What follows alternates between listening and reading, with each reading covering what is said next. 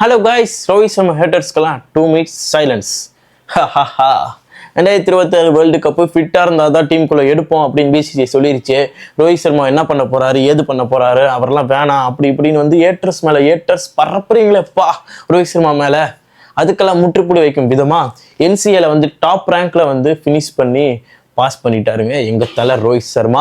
இதுக்கு மேலே ரோஹித் சர்மா கிரிட்டிசைஸ் பண்ணாதீங்க, 2027 வேர்ல்டு கப்பை தூக்கிட்டு தான் நான் ரிட்டையர் ஆக போகிறேன்ற முடிவில் அவர் கண்டிப்பாக இருக்காருங்க. அவரோட ஹார்ட் ஒர்க் வந்து வேற லெவல். எப்போ இந்த நியூஸ் வந்துச்சோ அதுக்கப்புறத்துலேருந்து அவரோட ஒர்க் அவுட் எல்லாமே வந்து அவ்வளோ ஃபிட்டாக வேற லெவலில் போச்சு. முக்கியமாக வந்து வேற லெவலில் உடம்பை குறைச்சிருக்காரு. முன்னிருந்து ரோஹித் சர்மாக்கும் இப்போ உள்ள ரோஹித் சர்மாக்கும் ஏகப்பட்ட டிஃப்ரென்ஸ் இருக்குது. உடம்பை குறைச்சிருக்காரு.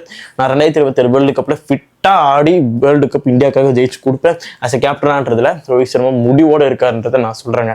ஏன்னா என்சிஏல வந்து நின்னாரு பாருங்க, அப்பா வேற லெவலில் இருந்தார். அப்படியே தீ பொறியால இருக்காரு ரோஹித் சர்மா.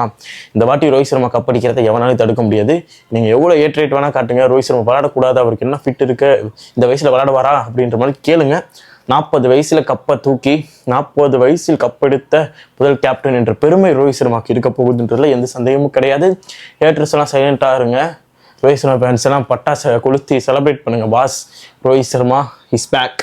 அக்டோபர் மாதம் Australia versus India ODI match இருக்குது. அந்த ஓடிஐ மேட்ச்சில் அடித்து சொல்கிறேன், 1 செஞ்சுரி கன்ஃபார்ம் ரோஹித் சர்மா கிட்டேருந்து. அதை மட்டும் நீங்கள் நோட் பண்ணிக்கோங்க. இதுக்கு மேலே ரோஹித் சர்மா கிரிட்டிசைஸ் பண்ணுறதுலாம் வேணாம். அவர் வந்து நீங்கள் கிரிட்டிசைஸ் பண்ணாலும் அவர் வந்து அதில் காது கொடுத்து கூட கேட்காம திருப்பி வேறு லெவலில் பவுன்ஸ் பேக் பண்ணி அந்த ஏட்ரஸ்க்கெல்லாம் வாயை அடைக்கிற மாதிரி தான் ரோஹித் சர்மா செய்வார் அப்படின்றதுக்கு இது ஒரு உதாரணம்னே சொல்லலாம். இப்போ என்சிஏல போயிட்டு மாசா ஃபிட்னஸ் எல்லாம் கம்ப்ளீட் பண்ணிட்டு இப்போ வந்து களத்தில் இறங்கியிருக்காரு. மும்பைக்கு ராஜா ரோஹித் சர்மா.